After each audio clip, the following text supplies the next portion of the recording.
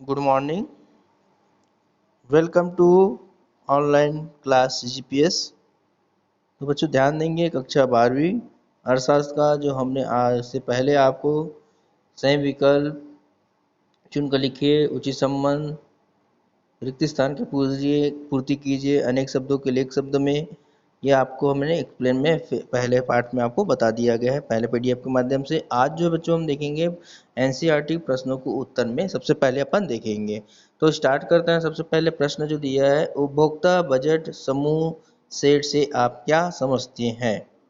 ठीक है बच्चों, तो उसका उत्तर होगा उपभोक्ता द्वारा अपनी आय से प्रचलित बाजार मूल्य पर दो वस्तुओं के उन सभी बंडलों को क्रय करने की क्षमता ही बजट सेट समूह कहलाता है। इस प्रकार बजट सेट उन सभी बंडलों का समूह होता है जिन्हें वर्तमान बाजार की कीमतों पर कोई उपभोक्ता खरीद सकता है। ये उपभोक्ता बजट समूह का सेट से आप क्या समझ इस प्रकार है, समझ आया सबको बच्चों। अगला देखेंगे, बजट रेखा किसे कहते हैं। तो बजट रेखा का आशय उस रेखा से है जिस पर उपभोक्ता अपनी संपूर्ण आय को सभी बंडलों पर व्यय कर देता है। संक्षेप में यह रेखा उन सभी बंडलों का प्रतिनिधित्व करती है जिन पर उपभोक्ता की संपूर्ण आय व्यय हो जाती है।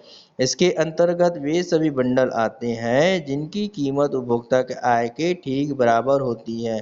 तो इस प्रकार इसको बजट रेखा तैयार किया जाता है बच्चों। अगला देखेंगे, बजट रेखा की प्रवणता नीचे की ओर क्यों होती है समझाइए।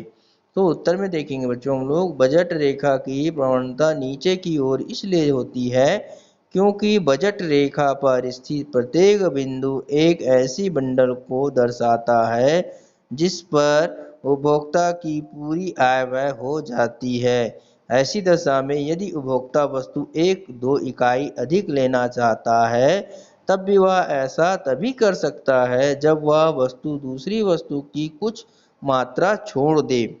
तो उसमें देखेंगे, वस्तु एक की मात्रा कम किए बिना वह वस्तु दो की मात्रा को बढ़ा नहीं सकता।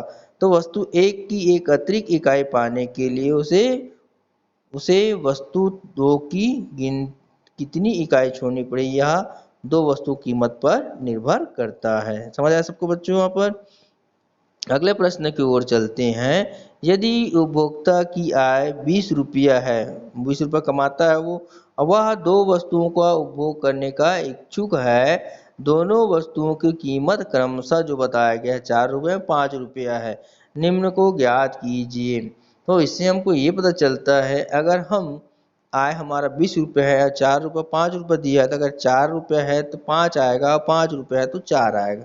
तो एक भाग उसमें क्या करना है, कमी करना है। तो चलिए देखते हैं बच्चों। यहाँ पर पहला बताया बजट रेखा समीकरण लिखिए।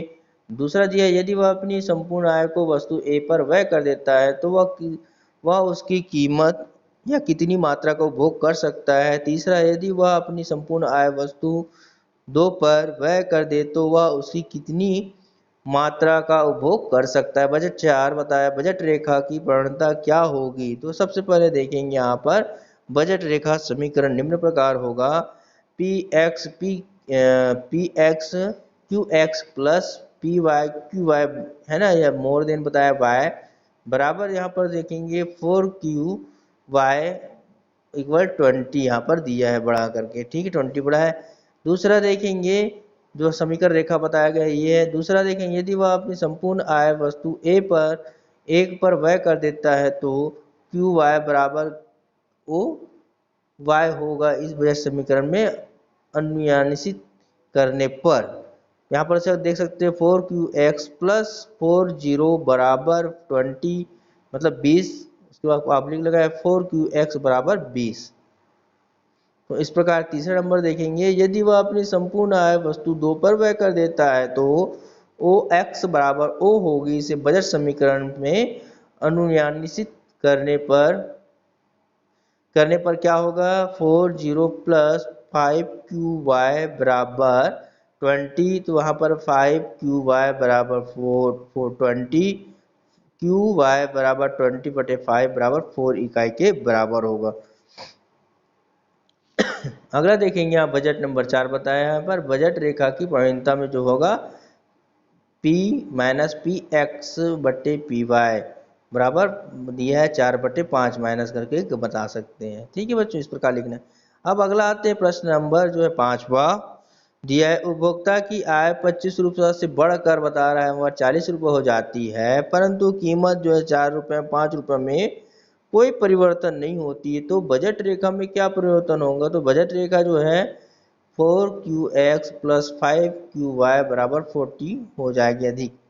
तो इसी प्रकार शब्द को देख सकते हैं, माना कि वस्तु 2 या Y वस्तुओं की कीमत A की कमी दृष्टिगोचर होती है, परंतु वस्तु A या X की कीमत में तथा उपभोक्ता की आय में कोई परिवर्तन ना हो, तो बजट रेखा में क्या परिवर्तन या क्या कोई परिवर्तन दिखाई देगा?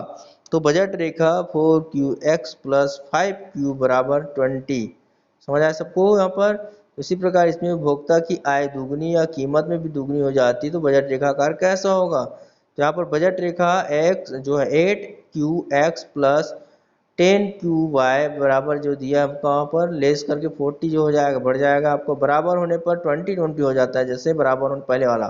तो बराबर होने पर 4QX प्लस 5QY जो है 20 लेस बड़ा हो जाएगा, सेट पर समान रहेगा। ठीक है, तो इस प्रकार यहाँ पर बताया गया बच्चों। अगला देखते हैं कुल उपयोगिता और सीमांत उपयोगिता के मध्य को समझाइए। तो यहाँ पर देख सकते हैं वस्तु की उत्तरोत्तर इकाई के उपभोग से उसकी हर अगली इकाई से मिलने वाली उपयोगिता क्रमशः घटती चली जाती है। सभी को मालूम आपको बताया गया था। इसी नियम के अनुसार कुल उपयोगिता एवं सीमांत उपयोगिता संबंध में निम्न प्रकार से स्पष्ट किया जा सकता है। तो यहाँ पर पहला नंबर देखेंगे, जब कुल उपयोगिता घटती दर से बढ़ती है तो सीमांत उपयोगिता घटती है। मतलब यहाँ पर बोलने का मतलब ये है, जब कुल उपयोगिता घटती दर से बढ़ रही है, मतलब घटने के साथ साथ बढ़ रही है, उपयोगिता बोल रहा है, तो सीमांत उपयोगिता घटती है किंतु वह धनात्मक रहती है। मतलब आप ध्यान रखेंगे। जब दूसरा देखेंगे, जब कुल उपयोगिता अधिकतम होती है तो सीमांत उपयोगिता शून्य हो जाती है। जब हम समाप्त हो जाता है तो उनका शून्य बराबर माना जाता है। तीसरा, जब कुल उपयोगिता घटने लगती तो सीमांत उपयोगिता जो है ऋणात्मक हो जाती है। आपको देखो एक तृप्ति के बाद उसको खाने की इच्छा नहीं रह जाता है। तो यहाँ पर देख सकते हैं संतरा, जैसे 6 संतरे ले रही है, यहाँ पर मात्रा में है सीमांत उपयोग कुल उपयोग। जैसे पहले में इसको 8 के बराबर सीमांत उपयोग मिलता है, लेकिन कुल उपयोगिता उसका 8 ही रहता है। उसके बाद इसमें 2 होता है, मतलब सीमांत उपयोगिता कमी होती जाती है वहाँ पर, अभी वो कुल उपयोगिता उधर बढ़ती जाती है। ठीक है, और उसके बाद यहाँ पर बताया गया है -17 इस प्रकार स्पष्ट कर सकते हैं। यहाँ पर उपरोक्त संबंधों को निम्न चित्र की सहायता से देखिए स्पष्ट कर सकते हैं। दिया गया आपका चित्र कुल उपयोगिता है, इस प्रकार से घटती जाती है सीमांत उपयोगिता। ठीक है, तालिका एक चित्र से स्पष्ट है कि प्रथम चित्र में बिंदु ए तथा टी यू घटती दर पर बढ़ रहा है, यहाँ पर देख सकते हैं। अतः एम यू घट रहा है किंतु धनात्मक है। बिंदु ए पर टी यू अधिकतम है एवं उसके समांतर बिंदु बी पर एम यू शून्य है। यहाँ पर दिख रहा है सबको। तो बिंदु ए के बाद टी यू घटने लगती है एवं एम यू ऋणात्मक हो जाती है। तालिका में 5वीं इकाई पूर्ण संतुष्टि का बिंदु है, परंतु इसके बाद घटती दर पर कुल उपयोगिता मिलेगी एवं सीमांत उपयोगिता ऋणात्मक होगा। चलिए आइए देखते हैं नेक्स्ट क्वेश्चन की ओर बच्चों ध्यान देंगे आप लोग। क्रमागत ह्रास सीमांत उपयोगिता नियम की चित्र व्याख्या अनुसूची की सहायता से ज्ञात कीजिए। चलिए उत्तर में देखें, यह सर्वविदित है कि उपभोक्ता स्वहित की भावना से प्रेरित होकर ही अपनी सीमित साधनों से अपनी असीमित आवश्यकता की संतुष्टि करने का प्रयास करता है। तो यहाँ पर देखो सीमित साधन है लेकिन असीमित आवश्यकताओं की संतुष्टि करने का प्रयास करता है। जैसे कि बोला जा सकता है कि आदमी के पास पैसा कम है और उसकी आवश्यकता ज़्यादा, वहाँ पर ज़्यादा चीज़ लेने के है ना, तो वैसे बोला जा सकता है। जैसे भूख लगने पर खाना खाकर, प्यास लगने पर पानी पीकर वह इनकी आवश्यकता को संतुष्ट करता है। इसी प्रकार हम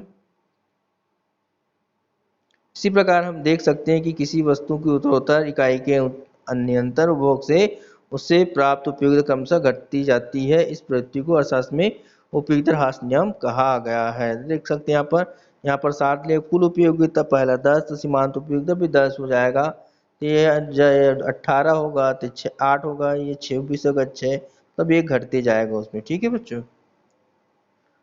उपयुक्त तालिका से भी आप देख सकते हैं यहाँ पर बताया गया, इतना बहुत सारा यहाँ पर बताया गया है। अब देखते हैं यहाँ पर जो है, मान लीजिए कि कोई उपभोक्ता अपनी पूरी आय का व्यय करके वस्तु 1 की 6 इकाइयाँ तथा वस्तु 2 की 8 इकाइयाँ खरीद सकता है। दोनों वस्तुओं की कीमत क्रमशः 6 रुपये तथा 8 रुपये, तो उपभोक्ता की आय कितनी होगी? तो यहाँ उपभोक्ता के बजट सेट के द्वारा उपभोक्ता की आय निम्न प्रकार से ज्ञात की जा सकती है। पहला, वस्तु ए की कीमत है 6 रुपये, तो वस्तु ए की इकाई है 6 इकाई। वस्तु 2 की कीमत है 8 रुपये, तो इसमें 8 इकाई हो जाएगी। तो बजट में क्या हो जाएगा, C1x1 प्लस C2x2 बराबर 1। तो यहाँ पर जैसे गुना करेंगे, C मतलब हो गया कीमत, कास्ट बोलते हैं, x मतलब इकाई हो गया आपका, है ना। तो 6 गुनी 6 8 गुनी 1 हो जाएगा, इसमें गुना करेंगे तो उपभोक्ता की आय 100% हो जाएगा। इस प्रकार से बताया गया।